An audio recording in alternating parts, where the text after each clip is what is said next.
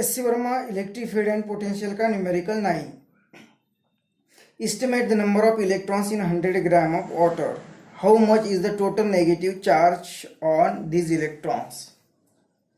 तो ये हमें एक 100 ग्राम वाटर दे दिया है और उस 100 ग्राम वाटर में कितने नंबर ऑफ इलेक्ट्रॉन्स होंगे ये फाइंड करना है. तो यहाँ पे अगर नंबर ऑफ मॉलिक्यूल्स पता है तो एक मॉलिक्यूल में जितने नंबर ऑफ इलेक्ट्रॉन्स होते हैं उससे हमने नंबर ऑफ मॉलिक्यूल्स को मल्टीप्लाई करेंगे. मतलब एक मॉलिक्यूल में कितने नंबर ऑफ इलेक्ट्रॉन्स हो गए. एक H2O में नंबर ऑफ इलेक्ट्रॉन्स कितने हो गए. तो हाइड्रोजन में 1 होता है, दूसरे हाइड्रोजन में 1 और ऑक्सीजन में 8. इस तरह से 10 इलेक्ट्रॉन्स हो गए एक मॉलिक्यूल में. एक मॉलिक्यूल में एक H2O, इस मॉलिक्यूल में 10 इलेक्ट्रॉन्स हो गए. यहाँ पे नंबर ऑफ मॉलिक्यूल्स जितने हो गए उसने इसे मल्टीप्लाई किया तो नंबर ऑफ इलेक्ट्रॉन्स मिलेगा 100 ग्राम में. मतलब हमें पहले फाइंड करना पड़ेगा कि 100 ग्राम में कितने नंबर ऑफ मॉलिक्यूल्स हो गए. तो ये कैसे फाइंड करेंगे.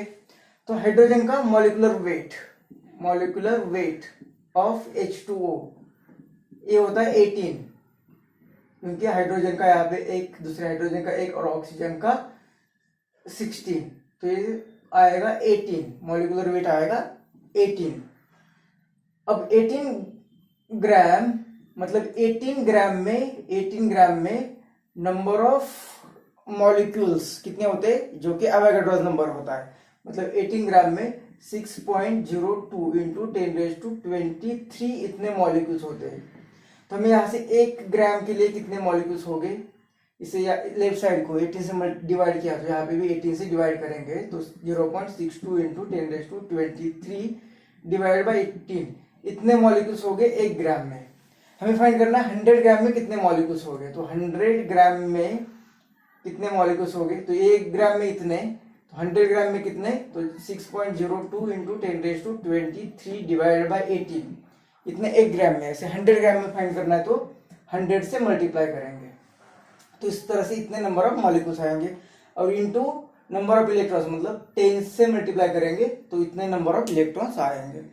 तो इस तरह से कर दिया. लेकिन इसके बाद आपको एक सिंपल इक्वेशन याद रखना है कि नंबर ऑफ मोल्स ये होता है जो भी मास दिया हुआ है सैंपल का, जो भी सैंपल का मास दिया है, इसे अगर मॉलिक्यूलर वेट से डिवाइड कर देते तो हमें नंबर ऑफ मोल्स मिलते हैं. ये नंबर ऑफ मोल्स, तो एक मोल में कितने नंबर ऑफ मॉलिक्यूल्स होते हैं, इतने एवोगाड्रोस नंबर. तो n मोल में कितने नंबर ऑफ मॉलिक्यूल्स रहेंगे, तो इंटू एवोगाड्रोस नंबर मतलब ये क्या आएगा, ये मास मतलब ये 100 डिवाइड बाय मॉलिक्यूलर वेट मतलब ये 18 इंटू एवोगाड्रोस नंबर मतलब यही आ रहा है. तो इस तरह से करने से अच्छा है कि ये अगर याद रहता है कि जो सैंपल दिया है उसका mass divide by molecular weight तो हमें मिलता है नंबर ऑफ मोल्स. और इसे अगर एवोगाड्रोस नंबर से मल्टीप्लाई करते तो हमें मिलेगा नंबर ऑफ मॉलिक्यूल्स. अब इसे 10 से मल्टीप्लाई करेंगे तो हमें मिलेगा नंबर ऑफ इलेक्ट्रॉन्स. तो ये डिवीजन करना है तो ये 2 9 जा और ये 2 3 जा इतना. अब 9 से डिवाइड करेंगे तो पहले तो इस 10 से मल्टीप्लाई करेंगे तो ये 30.1 आएगा डिवाइड बाय 9 और ये 10⁻23 और ये 25. तो 9 अगर इसे डिवाइड करेगा तो 9 3 जा 27 तो 3 बचे, ये 31. तो फिर से 9 3 जा 27 तो ये 4 बचे 40. तो 9 4 जा 36 तो ये 4, तो ये 4 ही आते रहेंगे इंटू ये 10⁻25. तो इतने नंबर ऑफ इलेक्ट्रॉन्स हो गए, इतने नंबर ऑफ इलेक्ट्रॉन्स ये 25 इतने नंबर ऑफ इलेक्ट्रॉन्स हो गए. तो हमें नेक्स्ट कहा है कि उस पर चार्ज भी कितना होगा. तो इतने number of electrons total charge Q is equal to क्या होता है, नंबर ऑफ इलेक्ट्रॉन्स इंटू एक इलेक्ट्रॉन पर कितना चार्ज होता है, जो एक इलेक्ट्रॉन पे चार्ज होता है O.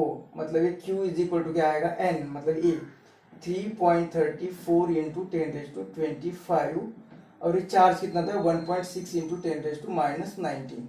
तो ये दोनों का मल्टीप्लीकेशन. तो Q इज इक्वल टू 6 16 से मल्टीप्लाई करना है, तो 16 4 जा 64, 16 3 जा 48,